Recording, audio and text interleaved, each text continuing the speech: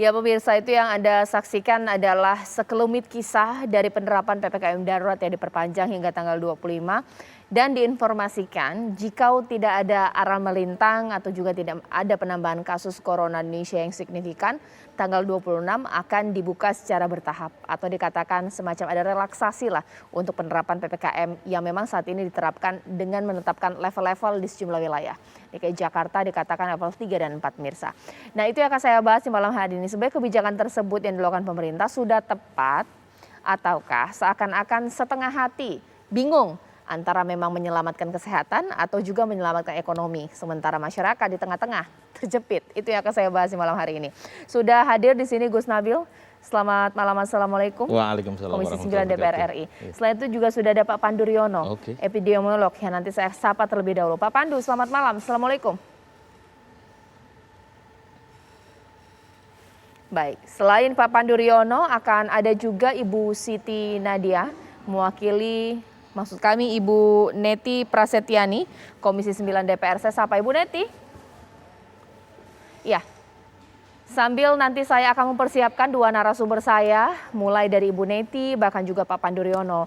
Perlu kita ingat pemirsa, bahwa saat ini kontingen Indonesia sedang bertarung atau juga mempersiapkan diri dalam ajang Olimpiade. Dan pada pukul 6 sore sudah dilakukan pembukaan pemirsa. Nah, saya langsung saja akan banyak bertanya dengan Menpora, Bapak Zainuddin Amali.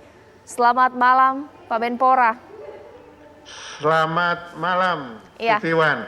Pak Menpora, selamat pada akhirnya pembukaan sudah digelar. Nah ini bagaimana pertama kali nih komentar dari Bapak dengan pembukaan Olimpiade ini seperti apa dan pastinya targetnya seperti apa Pak?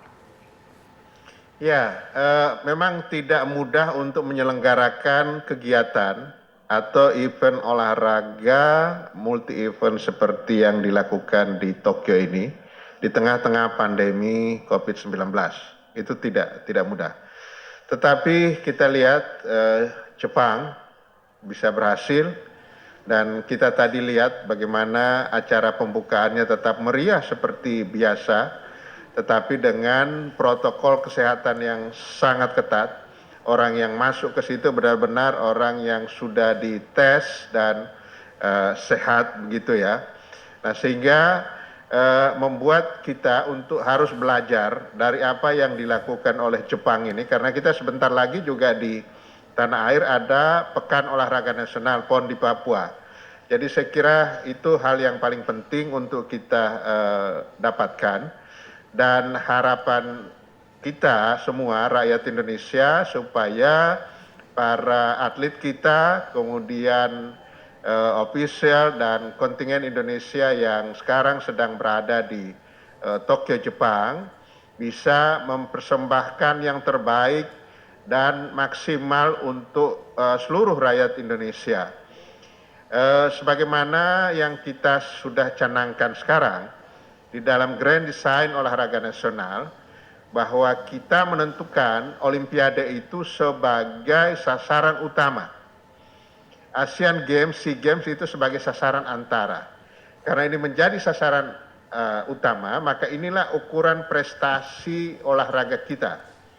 Nah kalau tadi ada pertanyaan bagaimana apa yang diharapkan dari sini, tentu harapan kita akan menjadi lebih baik, yakni memperbaiki peringkat kita pada tahun 2016 pada saat Olimpiade di Rio de Janeiro, Brazil yang lalu. Itu harapan kita, dan anak-anak pada saat saya kukuhkan saya sudah sampaikan itu, kalian ini sampai di Tokyo dengan perjuangan yang luar biasa berat, melalui kualifikasi yang tidak ringan, dan juga pengorbanan waktu, tenaga, dan berbagai hal. Oleh karena itu kita dukung dengan doa dan support penuh kepada kontingen Indonesia yang sekarang sedang ada di Tokyo dan sebentar lagi akan memulai pertandingan-pertandingan di cabang-cabang olahraga atau nomor-nomor pertandingan yang kita ikuti. Baik Pak, tapi sebenarnya bagaimana sih Pak kondisi dan juga support ya dari Bapak sendiri, mengingat bahwa pasti sangat sulit ya bertanding di tengah kondisi pandemi, dan jikalau kemudian ada sesuatu yang tidak kita harapkan terjadi, ini akan menjadi animo yang buruk pasti untuk Indonesia karena kasus COVID-19 juga cukup tinggi di Jepang. Seperti apa, Pak? Ya, alhamdulillah sampai laporan terakhir karena tadi jam-jam 5 ya sebelum acara pembukaan, kontingen kita semuanya sehat karena di sana kan dites setiap hari dites tentang COVID-nya. Sudah ada yang terkena positif, tetapi itu adalah sebagian orang Jepang sendiri, kemudian para pekerja, para mereka volunteer dan atletnya kalau tidak salah cuma ada 2 atau 4 lah ya gitu ya, jadi nggak banyak. Dan sebagaimana pengalaman kita, kalau atlet ini terkena, recovery-nya mereka cepat, paling sekitar 3-4 hari, berbeda dengan yang lainnya. Nah oleh karena itu saya tetap optimis mereka untuk bisa menjaga kesehatan, karena pesan saya pada saat mereka mau berangkat itu, kalau Anda tidak bisa menjaga kesehatan, tidak disiplin prokesnya, pasti Anda tidak akan bisa bertanding, maka sia-sia pengorbanan Anda. Ada yang bahkan 4 tahun tidak pulang ke rumahnya, atlet yang sekarang ini ada di Tokyo itu. Coba bisa bayangkan, hanya tidak disiplin prokesnya, akhirnya dia tidak bisa bertanding. Nah, sistem yang dilakukan oleh penyelenggara itu sangat baik, yakni sistem bubble.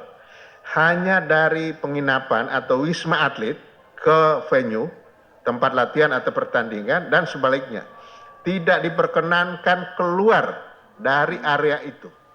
Dan sudah disiapkan bus dan lain sebagainya. Jadi nggak ada bilang, oh mau nengok sini, mau lihat toko sebelah dan lain sebagainya. Tidak ada, itu sama sekali tidak boleh. Itu. Baik.